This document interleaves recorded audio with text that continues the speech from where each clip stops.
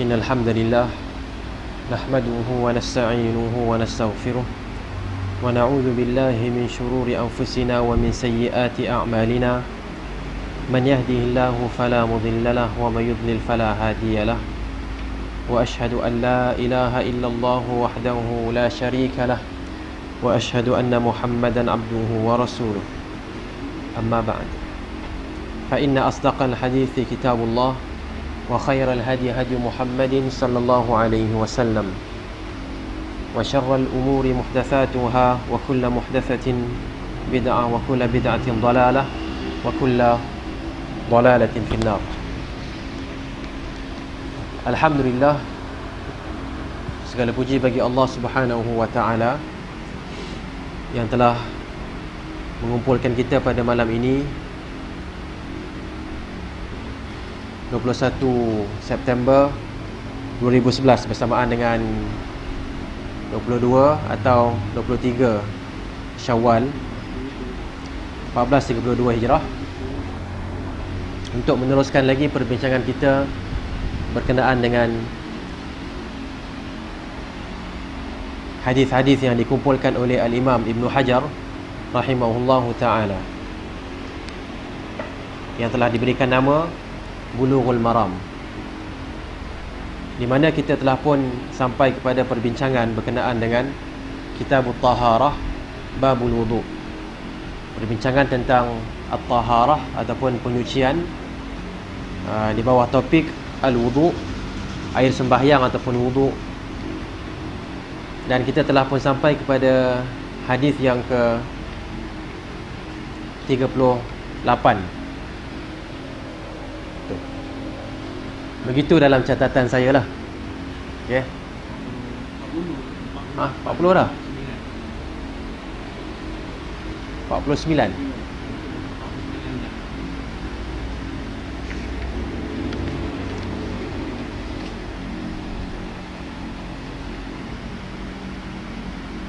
Hadis yang ke berapa?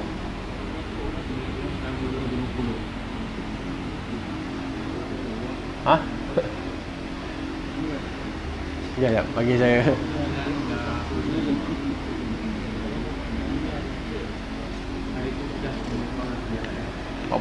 Hadis nombor 49.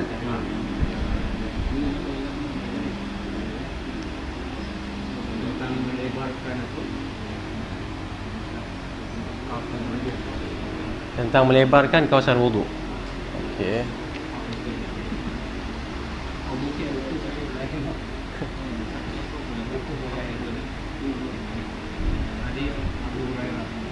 Hadis Abu Hurairah. Okey.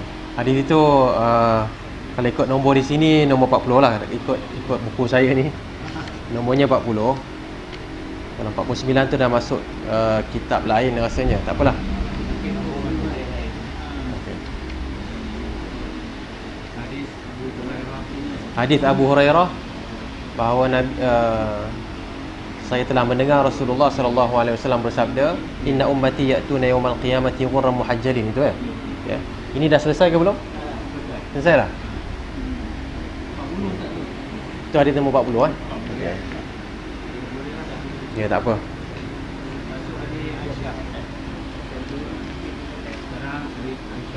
Semua tu dah habis Okey, baik. Tak ada masalah, insya-Allah.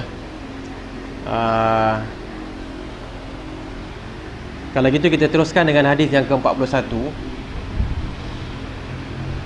Masih lagi berkenaan dengan al-wudu, di mana Al-Imam Ibn Hajar telah mencatatkan di sini, wa an Aisyah radhiyallahu anha qalat kana Rasulullah sallallahu alaihi wasallam yu'jibuhu at-tayammunu fi tana'ulihi wa tarajjulihi wa tuhurihi wa fi sya'nihi kullih, muttafaqun alaih.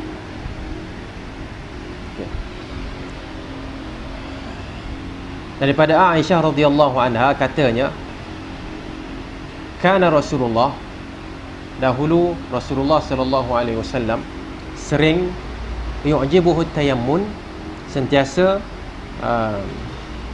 yu'jibuhu tayammun, terjemah macam mana? Ada terjemahan, boleh baca tak? suka memulai dari kanan. Okey. Terjemahan yang ringkas, suka memulai dari kanan. Okey, ketika memakai kasut, kemudian bersikat, bersisir, dan dalam semua urusannya. wa tuhurihi, iaitu ketika mengambil menyucikan dirinya, dan juga selepas itu wa fi sya'nihi kullihi, dan dalam semua urusannya. Muttafaqun alaih, hadis yang diriwayatkan oleh al-Imam Al-Bukhari dan juga Muslim. Perkataan yu'jibuhu berasal daripada perkataan al-i'jab. Al-i'jab dalam bahasa Arab disebut a'jabani hadha syai' li husnihi. Perkara ini ajaib ataupun menjadikan menimbulkan perasaan ajaib kepada saya kerana perkara ini adalah perkara yang baik. Okey, itu asalnya lah. Yu'jibu, a'jaba yu'jibu i'jaban. Al-i'jab adalah perasaan ta'ajub terhadap sesuatu. Okey. Wal ajibu al-amru yuta'ajjabu minhu.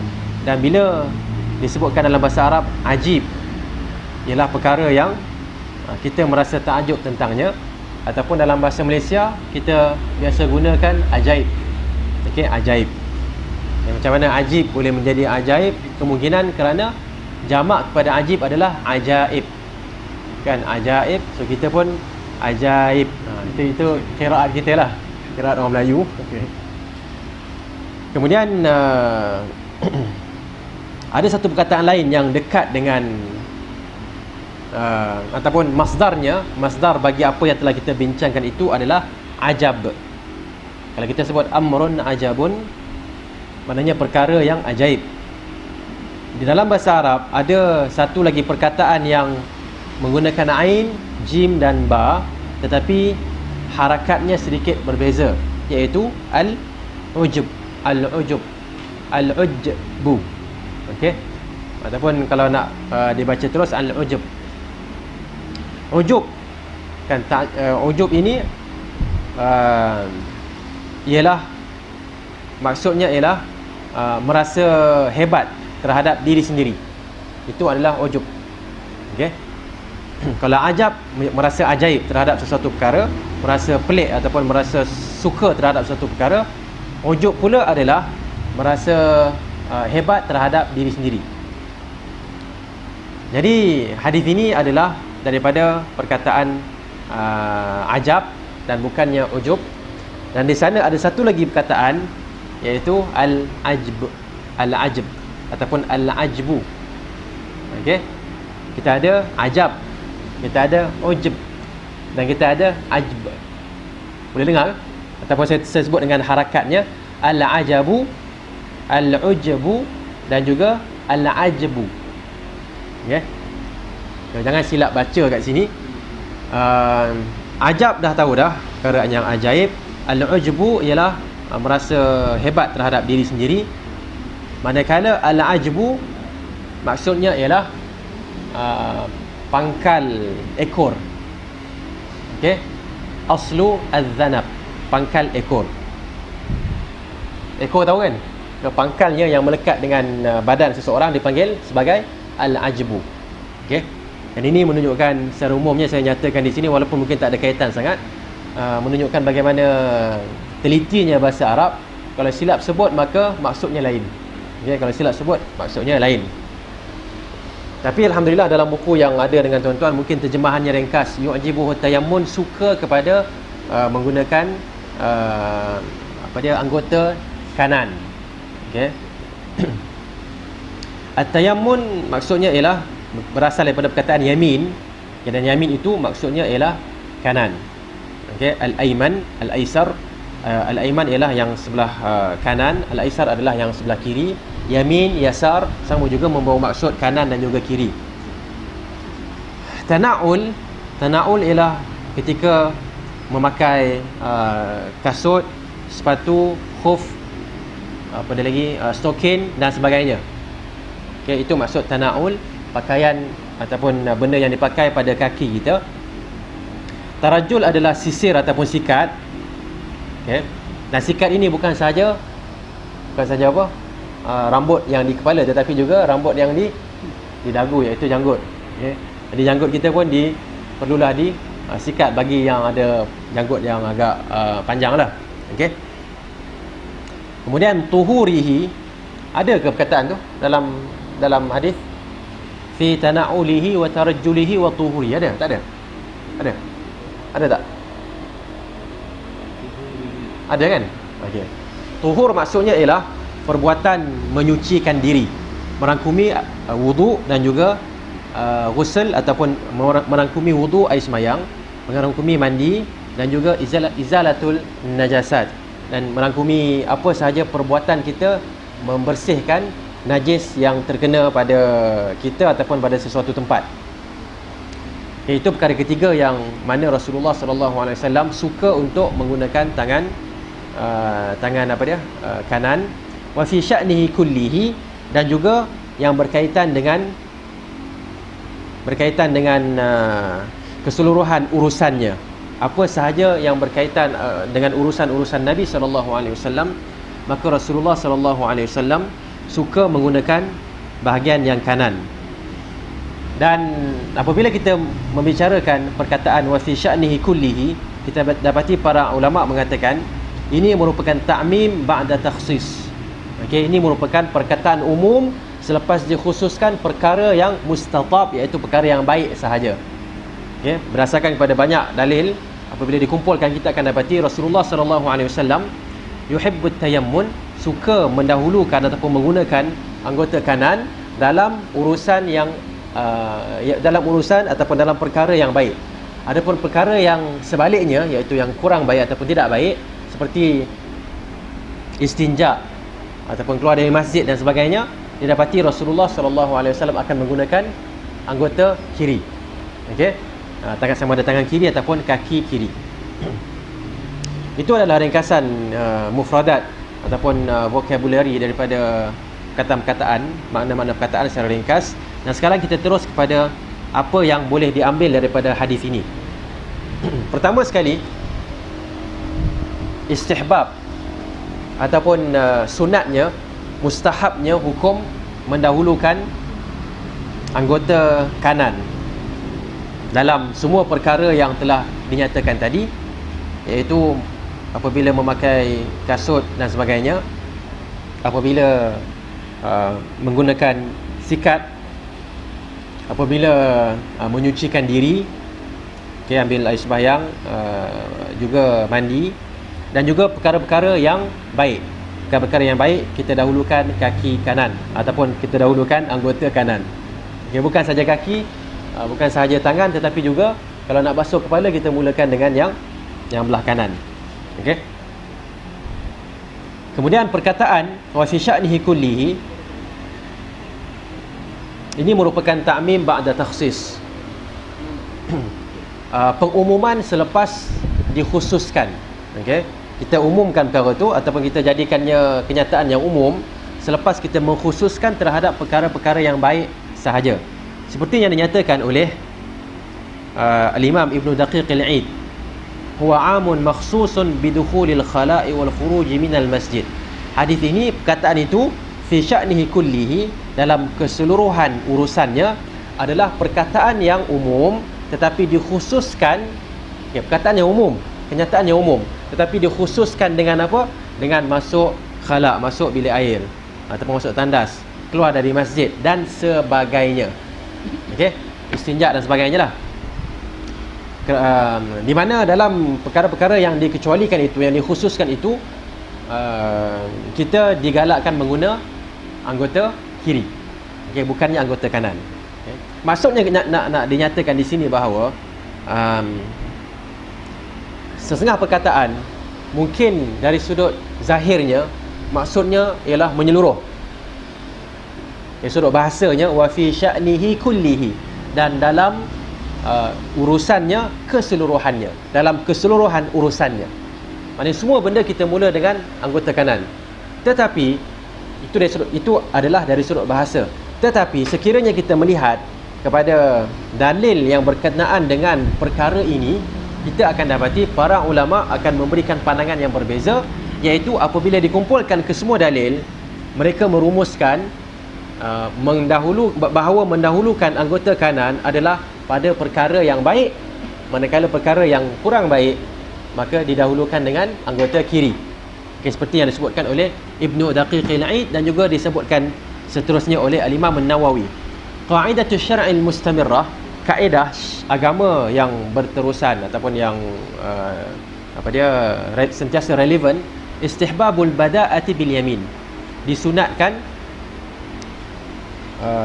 hukumnya sunat bermula ataupun menggunakan bahagian yang kanan fi kulli ma kana min babit takrimi wat tanzih, pada perkara yang merupakan takrim dan tanzih.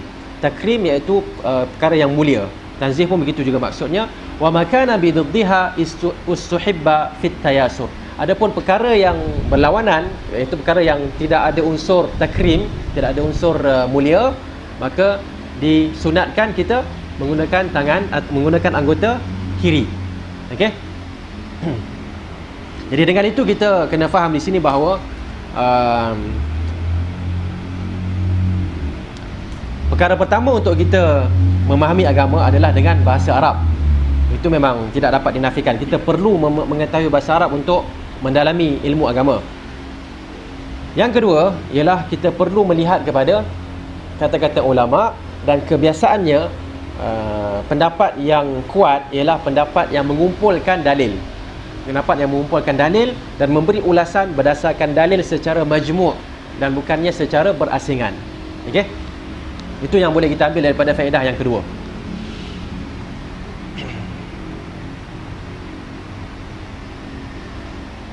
Faedah yang seterusnya ialah al-afdal, perkara yang afdal ataupun yang lebih utama dilakukan semasa mengambil air sembahyang ialah dengan memulakan anggota yang kanan, sama ada tangan kanan ataupun selepas itu kaki kiri, kaki kanan. Okay, didahulukan daripada kaki kiri. An-Nawawi mengatakan di sini, ajma'al ulama ala anna taqdim al-yumna fil wudu'i sunnah. Para ulama telah berijma' bahawa mendahulukan anggota kanan semasa mengambil air sembahyang hukumnya adalah sunnah. Man khalafaha fatahu al-fadl wa tamma wudu'uhu. Bila sebut sunnah, artinya sesiapa yang menyalahinya, siapa yang mulakan dengan tangan kiri ataupun kaki kiri, maka dia telah menyalahi keutamaan. Dia tak dapat benda yang utama, tetapi wuduknya tetap sempurna. Wuduknya tetap sempurna. Okey. Jadi para ulama kita dapati di sini membezakan di antara yang mana afdal dan mana yang tidak sah. Okey. Tidak bermaksud kita bila menyalahi afdal artinya tidak sah, tidak. Kadang-kadang perkara itu tetap sah, tidak ada masalah. Tetapi kita telah kehilangan satu benda yang besar lah. Kan, sesuatu yang disukai oleh Nabi, kita telah menyalahinya. Itu sahaja. Okey. Dan dalam Al-Mughni, Sahibul Mughni penulis Al-Mughni telah mengatakan la na'lamu fi adamil wujubi khilafa. Kami tidak mengetahui khilaf dalam mengatakan perkara ini adalah tidak wajib, iaitu sunat sahaja mendahulukan kanan terhadap yang kiri. Okey. Faedah yang seterusnya ialah disunatkan memulakan bahagian kanan apabila kita menyikat rambut kita ataupun membasuhnya ataupun mencukurnya, ataupun mungkin juga kita menggunting rambut kita tu, mulakanlah dengan bahagian yang kanan. Okey. Walaupun tak dinyatakan di sini, tapi perkara tersebut boleh diperluaskan. Ini dinamakan sebagai apa? Sebagai apa dalam kalau kaedah pengambilan hukum dinamakan sebagai qiyas. Okey. Diqiyaskan kepada perkara ini. Yang ketujuh, disunatkan juga mendahulukan anggota kiri, sama ada tangan ataupun kaki, dalam semua amalan yang baik ataupun amalan yang mulia. Dan sebaliknya, anggota kiri sama ada tangan ataupun kaki digunakan sesuai dengan keadaan. Okay, iaitu apabila kita ingin membersihkan najis dan sebagainya, kita menggunakan anggota kiri. Kita tidak menggunakan anggota badan, anggota kanan. Okay. Seterusnya, yang keberapa saya tak tahu kat sini. Kenapa saya tak tahu? Kerana ada dua yang saya skip. Okay. Jadi saya tak tahu berapa dah sekarang ni. 5 dan 5, 6. Yang keenam ialah hadis ini menunjukkan dari sudut mafhumnya, ataupun bahasa kita sebut tersirat. Dari sudut tersirat, hadis ini menunjukkan bahawa individu Muslim yang mendapat kebaikan ataupun yang sampai kepada kebaikan ialah Muslim yang menjadikan adatnya bertukar menjadi ibadat. Okey, itu adalah orang Islam yang untung. Orang Islam yang untung ialah adatnya pun dia akan dapat pahala. Okey.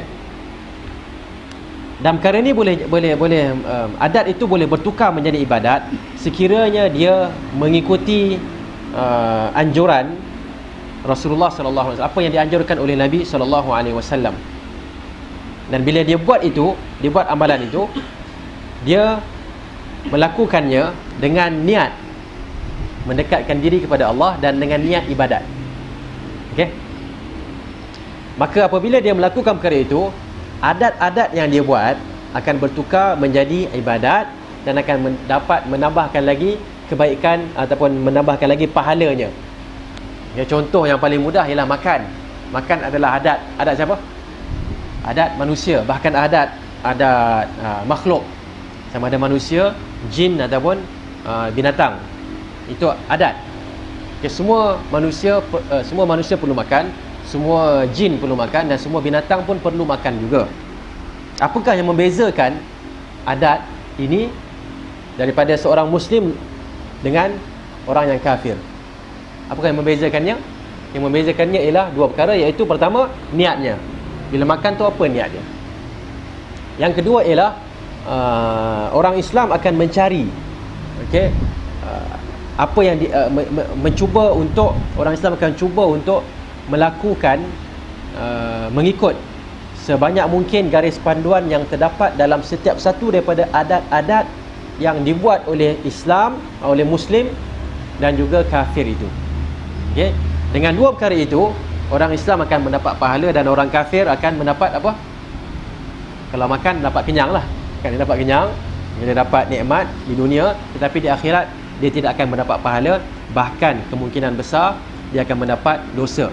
Kerana makannya itu digunakan untuk membuat maksiat.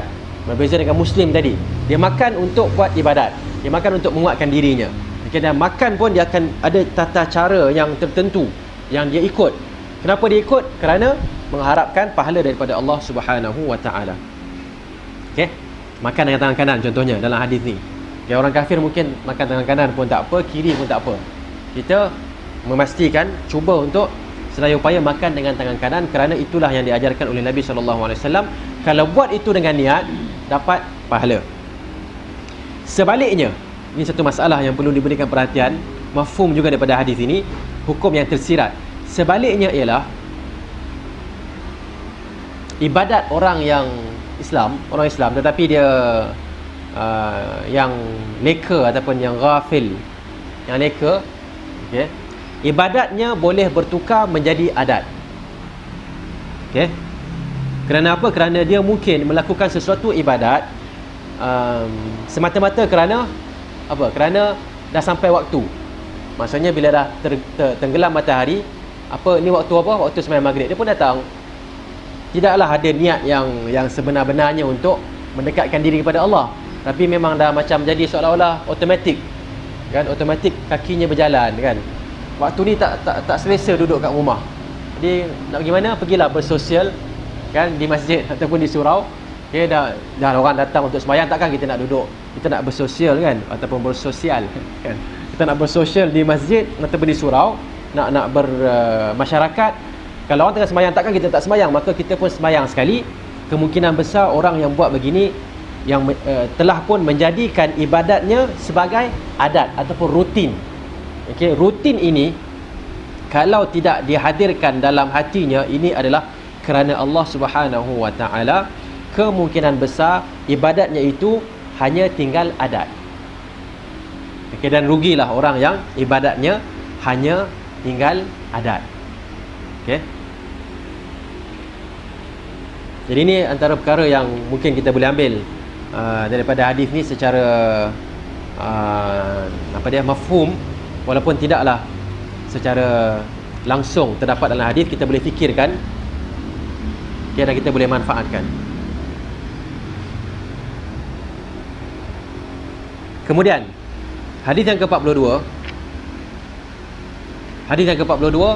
wa an Abi Hurairah radhiyallahu anhu qala Rasulullah sallallahu alaihi wasallam, idza tawadda'tum fabda'u bimayaminikum, akhrajahu al-arba'ah wa sahhahahu Ibnu Khuzaimah.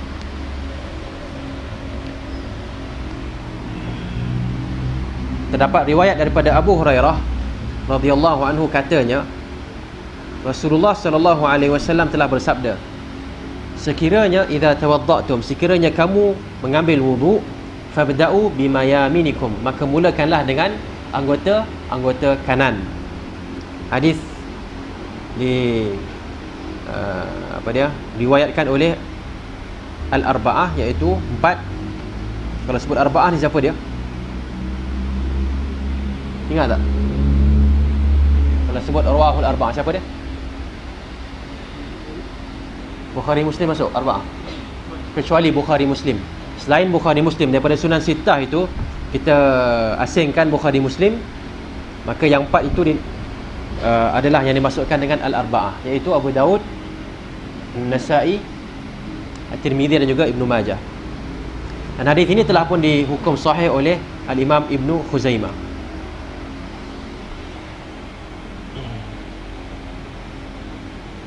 Hadis ini merupakan hadis yang sahih, tak ada hal. Okey, terus kita kepada apa yang boleh diambil daripada hadis. Pertama ialah disunatkan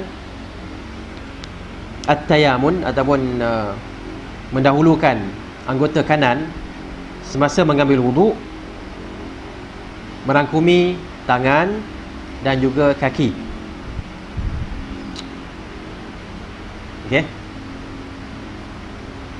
Yang kedua, jelas, hadis ini jelas seperti juga hadis yang sebelum ni, kita mulakan dengan tangan kanan dan juga kaki kanan. Yang kedua ialah mendahulukan anggota kanan. Tak apa, saya ubahkan menjadi soalan. Okay. Mendahulukan anggota kanan, kalau tangan kita dahulukan tangan kanan, kalau kaki dahulukan kaki kiri, kaki kanan. Okay. Tapi kalau kepala, nak dahulukan yang mana? Bila kita nak basuh muka contohnya, wajah kan, kita nak dahulukan macam mana? Macam mana kita nak basuh? Nak dahulukan kanan ke atau adakah hukum ni termasuk sekali?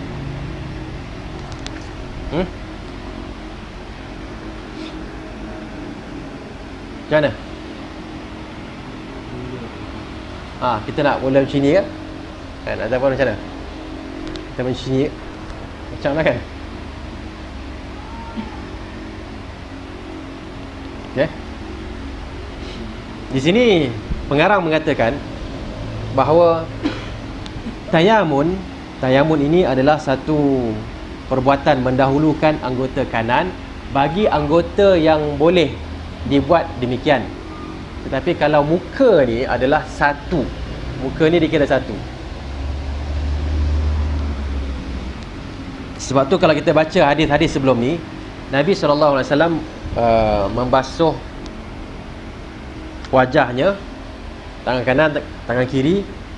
Kemudian Rasulullah SAW akan sapu rambutnya ataupun kepalanya, dan terus sapu apa lepas tu? Telinga. Terdapat, adakah wujud di sana Nabi sapu kanan dulu kan, kemudian dia sapu kiri pula? Tak ada kan? Nabi menggunakan aqbala bihima wa adbar. aqbala bihima, dua tangan ini aqbala dengan kepalanya, dan adbar semula, dan masaha. Jadi ini menunjukkan bahawa wajah adalah satu anggota. Jadi bila dia merupakan satu anggota, kita tak perlu nak mendahulukan kanan terlebih dahulu. Dia tak termasuklah dalam fabda'u bima yaminikum, mulakanlah dengan anggota kanan. Okey, tak jelas dia kanan kiri dia, bukan, tak ada kanan kiri, tapi dia bukan yang berasingan. Okey. Yang ketiga ialah para ulama telah berijma', seperti mana tadi kita dah sebutkan, bahawa at-tayammun, mendahulukan anggota kanan dalam wuduk, bukanlah perkara yang wajib. Maksudnya dari sudut hukum, sekiranya didahulukan kiri barulah dibuat yang kanan, hukumnya sah. Hukumnya sah. Okey. Apa yang berlaku ialah dia telah menghilangkan pahala yang banyak. Dia telah menghilangkan pahala yang banyak, tapi hukumnya tetap sahih. Yang keempat,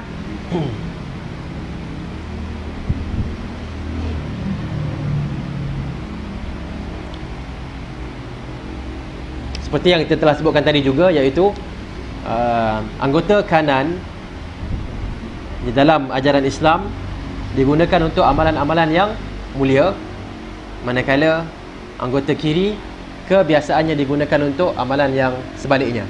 Kita tak kata tak mulia kan, maknanya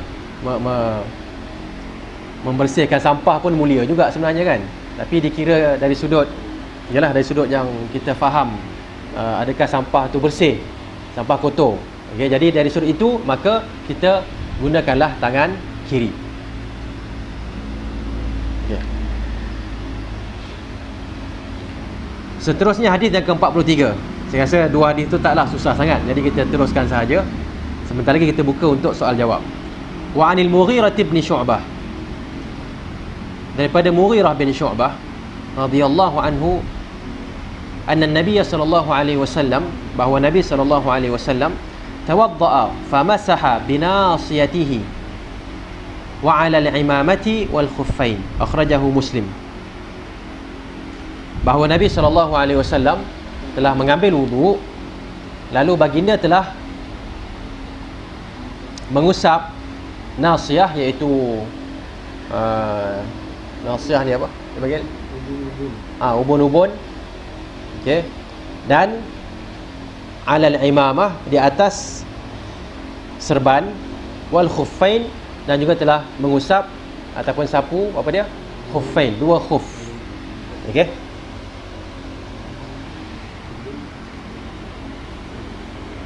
Ubun-ubun, betul?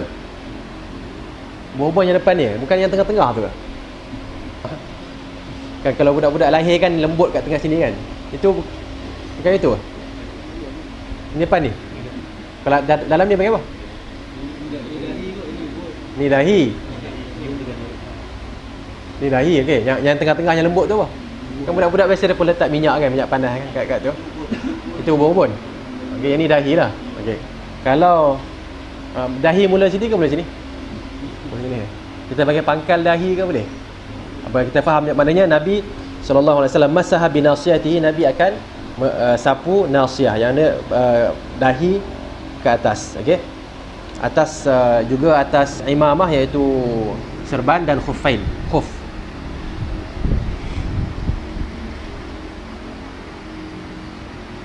Okey. Kita terus kepada apa yang boleh diambil daripada hadis ini. Pertama ialah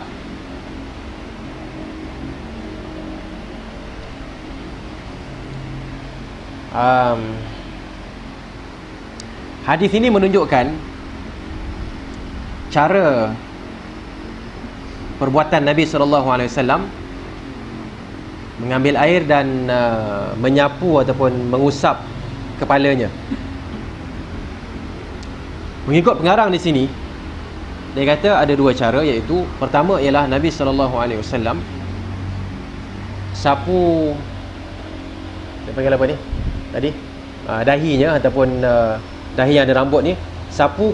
Bila Nabi sapu nasiyah ataupun mengusap nasiyah, ertinya Nabi SAW dalam satu hadis dia akan sapu semua sekali rambutnya. Okey. Kemudian wa'alal imamah, sekiranya Nabi SAW pakai apa dia, serban, maka Nabi sapu atas serban.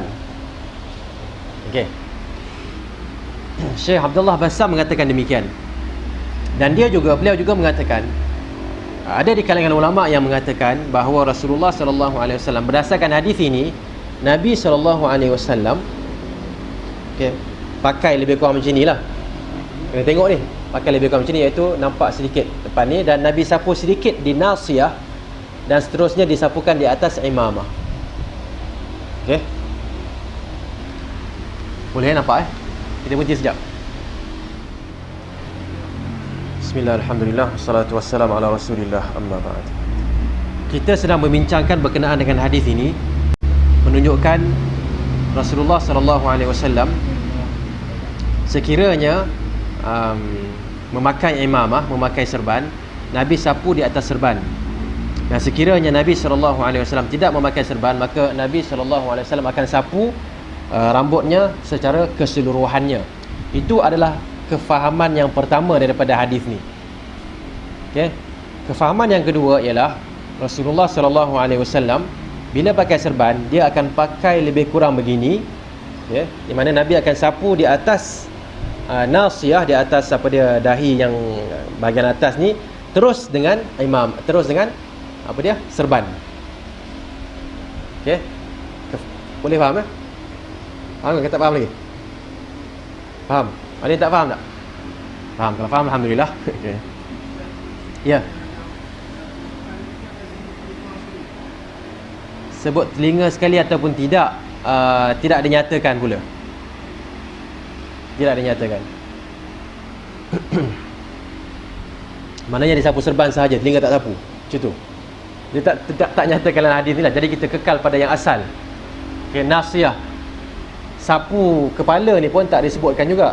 Tapi berdasarkan hadis yang lain menunjukkan bila sapu kepala, Nabi terus sapu telinga, ataupun saya rasa benda tu kita dah belajar sebelum ni. Kan?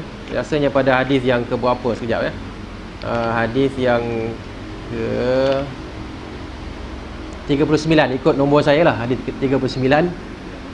Wa masaha bi ra'sihi bima'in ghairi fadli yadayhi, ataupun begitu. Okey. Dalam huraian ada huraian pada saya lah, masaha bi ra'sihi, Nabi sapukan kepalanya, wa adkhala isbi'ai macam nak baca, isba'aihi, dua jari as-sabbahatain, dua jari telunjuk ini dimasukkan ke dalam telinganya, wa masaha bi ibhamaihi zahira udhunaihi. Okey, dia masukkan begini dan dia basuhkan, okey, ataupun disapukan. Hadis ini yang diriwayatkan oleh An-Nasa'i, Abu Daud dan lain-lain, menunjukkan huraian. Bila sapu kepala tu artinya sapu dengan telinga sekali. Okey. Jadi seperti yang kita sebutkan tadi, kalau tak terdapat dalam hadis ni pun kita ambil daripada hadis yang lain. Okey. Baik, kenapa berlaku dua kefahaman di sini? Kenapa berlaku dua kefahaman? Maksudnya daripada hadis yang sama, sebahagian ulama faham ada dua cara Nabi sapu kepalanya. Pertama ialah sekiranya tidak pakai serban, Nabi akan sapu kepala itu yang akan disapu. Kalau pakai serban, maka serban itu yang akan disapu, diusap dengan air. Serban tu, kepala tak payah lagi dah. Okey, itu kefahaman yang pertama. Yang kedua ialah sebahagian kepala dan seterusnya adalah imamahnya ataupun serbannya. Kenapa berlaku demikian? Kerana dalam lafaz hadis disebut famasaha binasiyatihi wa 'alal imamati. Okey, perkataan ini mengandungi zahirnya boleh difahami dengan dua maksud. Zahirnya dari sudut bahasa Arab boleh difahami dengan dua maksud. Okey, jadi di situlah berlakunya dua kefahaman. Okey, mana yang rajih wallahu alam. Setiap satu mengatakan yang rajih adalah apa yang difahaminya. Tetapi kalau ikut apa yang saya belajar dulu, yang saya rajihnya adalah yang kedua, iaitu sapu yang sini dan juga seterusnya. Tetapi di sisi Syekh Abdullah Al-Bassam tak, dia kata sapu serban, sapu kepala, berasingan. Okey, mafhum yang faedah yang kedua,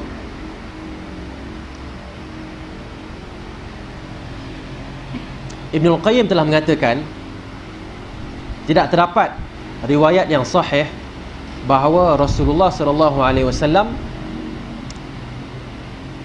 hanya mengusap sebahagian rambutnya ataupun sebahagian kepalanya, sebahagian sahaja. Okey, tidak terdapat dalam mana-mana hadis yang sahih.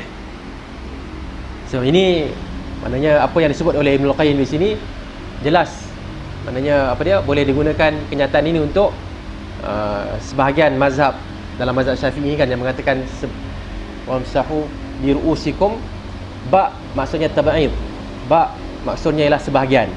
Okey, mana kita ambil sikit pun dah cukup dah, kita sapu macam tu je kan, dah cukup. Tetapi ataupun di depan, di mana-mana saja, kalau jambul takut rosak, maka sapu di belakang kan, begitu. Okey, dan itu huraian je lah, huraian oleh ustaz-ustaz yang membincangkan tu.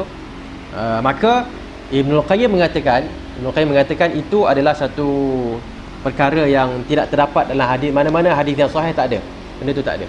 Okey, tapi itu masih lagi terbuka untuk perbincangan. Pertama sekali, mazhab Syafi'i, saya rasa Imam Syafi'i sendiri mengatakan ba maksudnya tab'id, ba maksudnya lah sebahagian. Dan juga hadis ini digunakan untuk apa?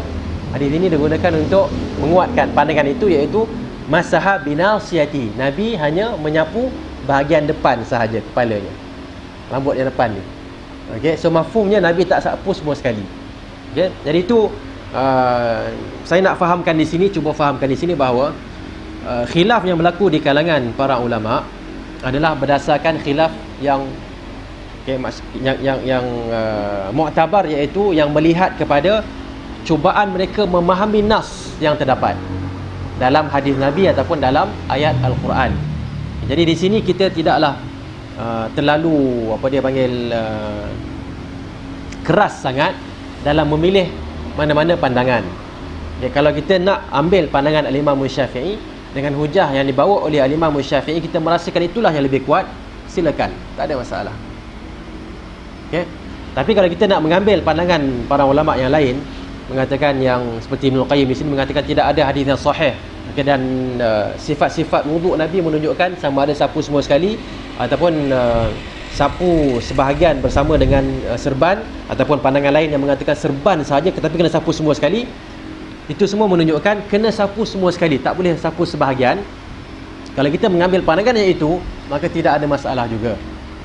Artinya, saya nak sampai kepada konklusi ataupun rumusan, kita tak perlulah nak menyelar kan orang yang mengambil pandangan yang berbeza dalam masalah fiqh.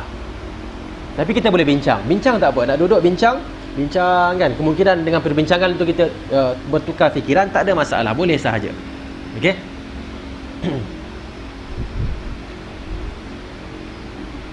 Yang keempat ialah jawazu al-mashi ala al-imamah, dibenarkan sapu atas serban ataupun sapu serban, yang merupakan pandangan yang masyhur dalam mazhab al-Imam Ahmad berdasarkan kepada hadis ini dan juga hadis dalam Al-Bukhari daripada Amr bin Umayyah. Katanya, raaitu Rasulullah sallallahu alaihi wasallam masaha ala imamatihi wa khuffaihi. Saya telah melihat Nabi sallallahu alaihi wasallam sapu serbannya dan juga dua khufnya. Dan ini adalah mazhab dipanggil mufradat, mazhab al-Imam Ahmad. Okey, maknanya mazhab yang diambil oleh Imam Ahmad dan tidak pula diambil oleh 3 imam yang lain. Okey. Dan itu benda yang biasa kerana berdasarkan kepada kefahaman terhadap dalil. Okay, kefahaman terhadap dalil, dan kita perlu berlapang dada dalam masalah ini. Masalah fiqh, masalah khilafiyah ni jangan terlalu keras sangat mengambil sesuatu pandangan. Maksudnya jangan kita kata kita kena sapu semua sekali. Siapa yang sapu sikit tak sah wuduknya. Bila tak sah wuduknya, maka tidak sahlah solatnya. Kan? Jadi macam mana? Bila tak sah solatnya, boleh tak kita bermakmumkan dia ataupun berimamkan dia? Boleh tak? Tak boleh. So, jangan sampai ke tahap tu. Okay? Cukup. Jazakallahu khairan. Cukup sekadar perbincangan. Dan ada satu kaedah yang mengatakan solat seseorang itu sekiranya sah untuk dirinya, maka sah untuk makmumnya. Okay, maksudnya kalau ikut mazhab dia sah, maka sah untuk orang lain yang menyalahi mazhabnya. Okay, saya rasa dah faham benda tu. Terus kepada yang kelima dan yang keenam. Yang kelima ialah dalam mazhab Imam Ahmad mengatakan mensyaratkan serban itu perlulah ada 3 syarat, iaitu serban yang dipakai oleh lelaki dan bukannya oleh perempuan. Okay, yang kedua ialah serban yang menutup kepala keseluruhannya. Yang ketiga ialah yang ada ekor. Okay, tapi wallahu alam perkara ini boleh dibincangkan lagi. Kemungkinan ada dalilnya, kemungkinan juga tidak. Okay. Dan yang terakhir adalah berkenaan dengan al-khuffain. Okay.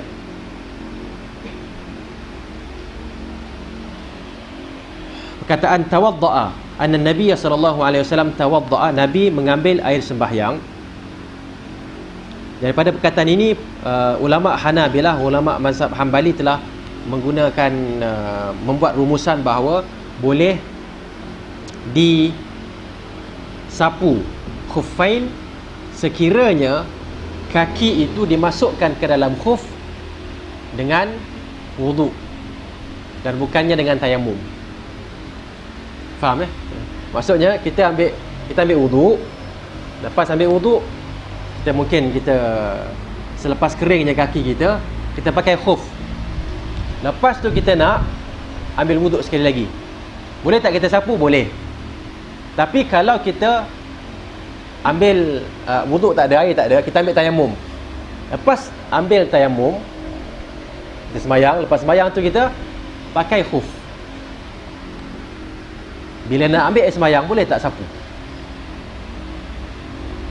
Faham? Okey, ikut mazhab Imam Ahmad, kalau guna tayamum, kita tayamum, lepas tu kita pakai khuf, tak boleh sapu khuf itu pada masa akan datang apabila kita ambil wuduk. Kerana hadis ini dimulakan tawadda'a, Nabi mengambil wuduk. Lepas ambil wuduk barulah masaha alal imamati wal khuffain. Nabi lepas ambil wuduk barulah dia sapu. Bukannya tayammama. Kalau dia ambil tayammum maka hukumnya berbeza. Okey?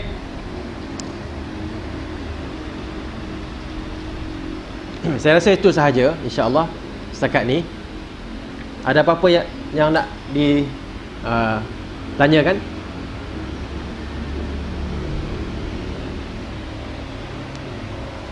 Ya.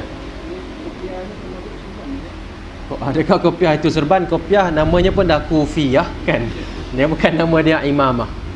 Imamah adalah ma ya'ummur ra's, adalah yang menutup. Dan kalau dilihat kemudian nanti kita akan perhatikan, biasanya imamah tu ada belitan-belitan dia. Okey. Lagi? Ada soalan tadi? Tak ada. Mana tu?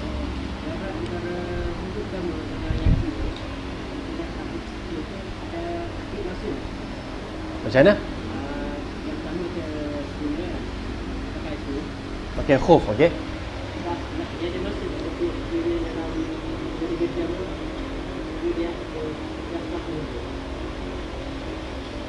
Boleh kuatkan sikit tak? Saya tak dengar. Jarak masa. Jarak masa untuk sapu khuf, okey.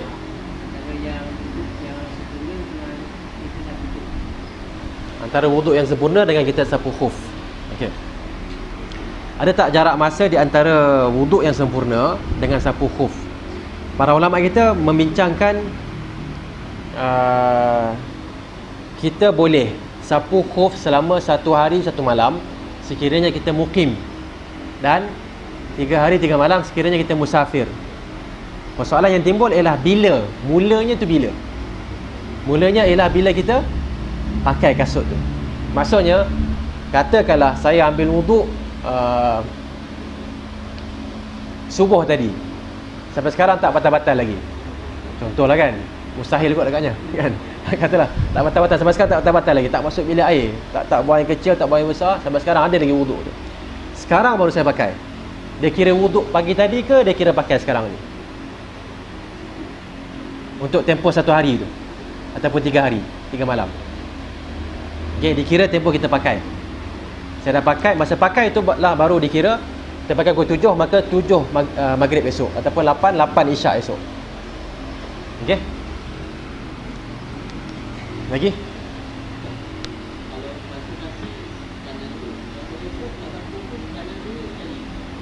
Sama.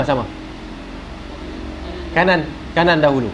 Kanan dulu baru kiri. Kerana khuf ni macam kaki lah, dia ada 2 anggota yang berbeza. Jadi kanan dulu baru kiri.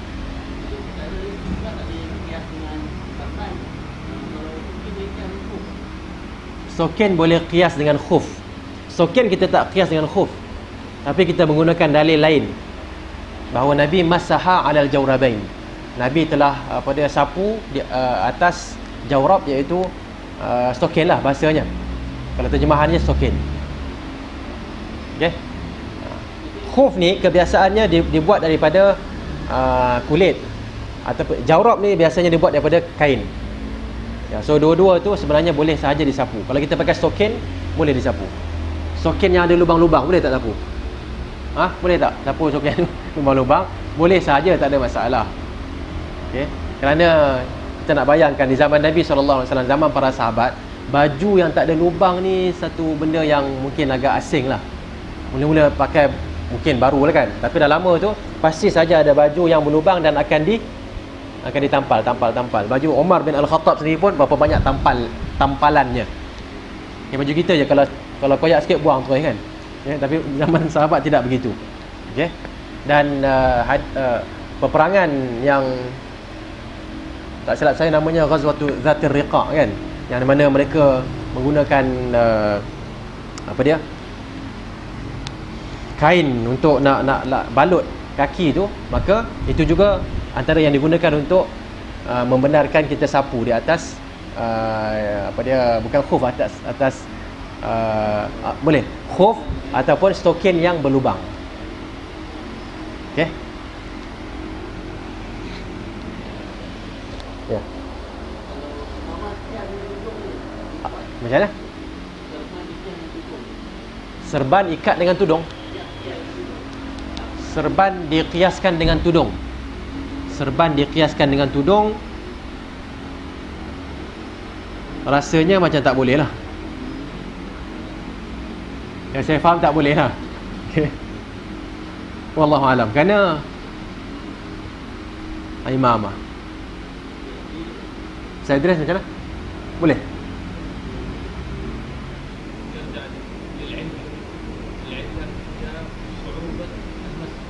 صعوبة المس.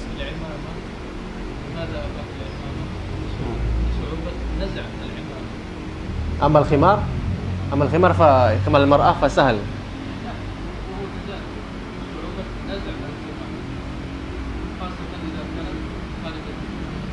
فيجوز لها كذلك أن تمسح من باب أولى هكذا.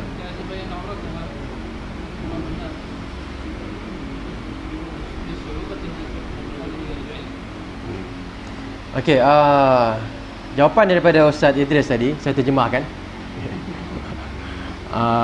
Ilahnya ataupun punca hukumnya kalau ada maka boleh.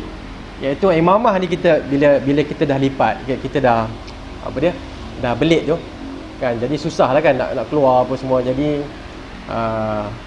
kita dibenarkan sapulah. Okey. Begitu juga dengan tudung perempuan. Kan kita kalau perempuan tu susah nak buka tudung dia, maka dia boleh sapu di atas. Itu jawapan daripada Ustaz Idris lah. Tapi saya membayangkan jawapan yang lain daripada saya lah kan. Membayangkan jawapan lain, iaitu perempuan mungkin dia boleh masukkan tangannya ke dalam lah, ke dalam, dan dia sapu kat dalam. Okay. Dan saya pernah tengok pun orang buat begitu. Dia pakai tudung biasa tu. Okay, jadi bila sampai tu dia masukkan ke dalam dan dia sapu. Dan tidaklah, insya-Allah tak susah sangat kot. Kalau boleh buat begitu, saya rasa itu pandangan saya lah. Wallahu alam. Ya, ada lagi? Apa dia? Khuf,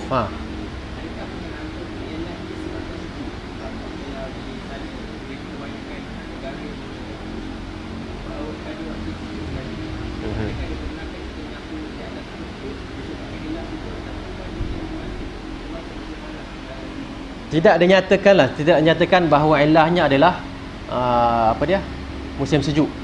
Tetapi kebiasaannya khuf digunakan musim sejuk. Kenapa? Kulit kan.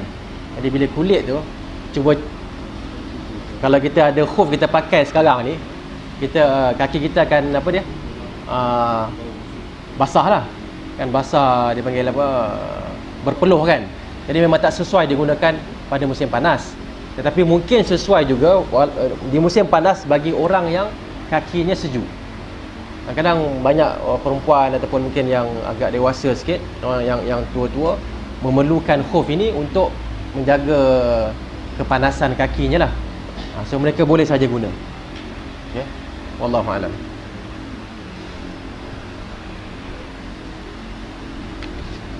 Ada lagi soalan lain? Ya. Silakan. Imamah.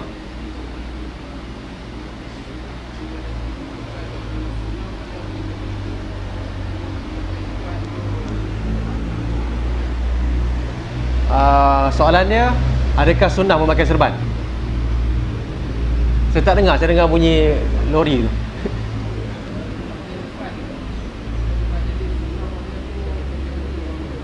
Memakai serban, sunnahnya kategori yang macam mana? Sunnahnya kategori macam mana? Kalau ikutkan tutup kepala ni kan, menutup kepala adalah satu sunnah yang diterima oleh Islam. Tetapi tidak pula dinyatakan dengan bentuk apa, sama ada serban ke ataupun khimar ataupun selendang tu ke, macam Arab Saudi pakai kan, okey, ataupun yang macam-macam. Itu tidak menjadi masalah sebenarnya. Okey, tetapi yang dilihat adalah dari sudut Islam menerima ataupun Rasulullah sallallahu alaihi wasallam apabila datangnya Islam menerima pemakaian yang menutup kepala. Okay, tapi tidak pula dikisahkan pakai tu yang tutup tu apa dia. Okay. Hadis-hadis berkenaan dengan kelebihan imamah kebanyakannya tidak sahih. Bahawa macam-macam lah pakai serban tu apa? Tu malak. Keseluruhannya dhaif. Okay, keseluruhannya dhaif. Okey, dan tidak boleh menjadi macam sandaran untuk kita mengatakan bila pakai serban tu ada kelebihan yang lebih daripada pakai kopiah atau pakai songkok. Pakai songkok dengan pakai serban hukumnya sama sahaja. Okey, pakai kopiah. Okey.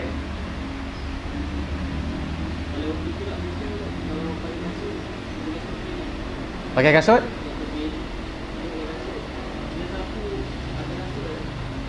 Kita sapu atas kasut atau atas token? Mana satu, Ustaz? Dua-dua dibenarkan. Dua-dua dibenarkan. Okey, insya-Allah. Apa dia? Token pakai. Kemudian ya, kasut ada mata macam mana? Kasut biasa maknanya macam khuf yang tutup tu. Okey, kemudian kasut selipar lah katanya. Tak tutup buku lali. Wallahualam, tak tahu, kena bantuan ahli fiqh kita.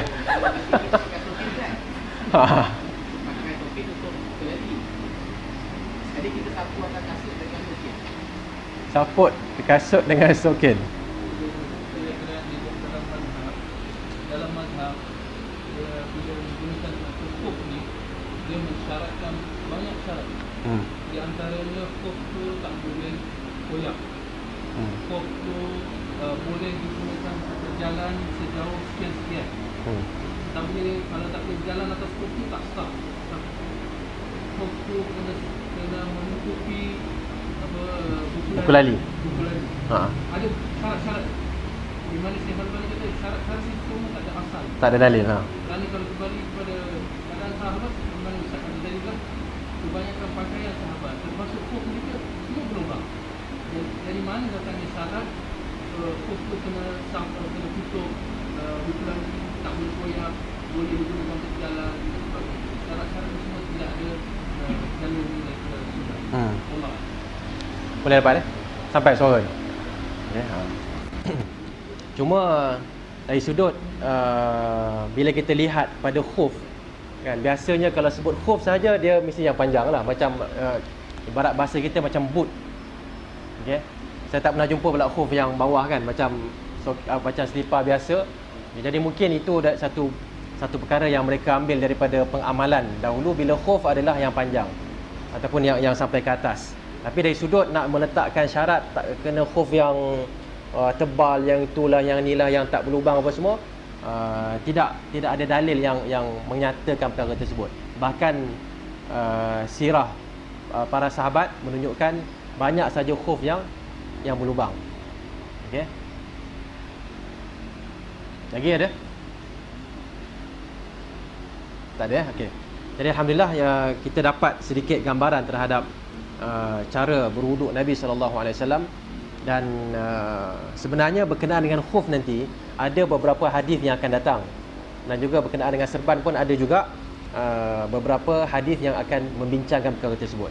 Ya, tapi tak apa, InsyaAllah kita akan perhatikan pada masa-masa yang akan datang. Wallahu ta'ala alam wa sallallahu ala nabiyyina Muhammad wa ala alihi wa sahbihi wasallam.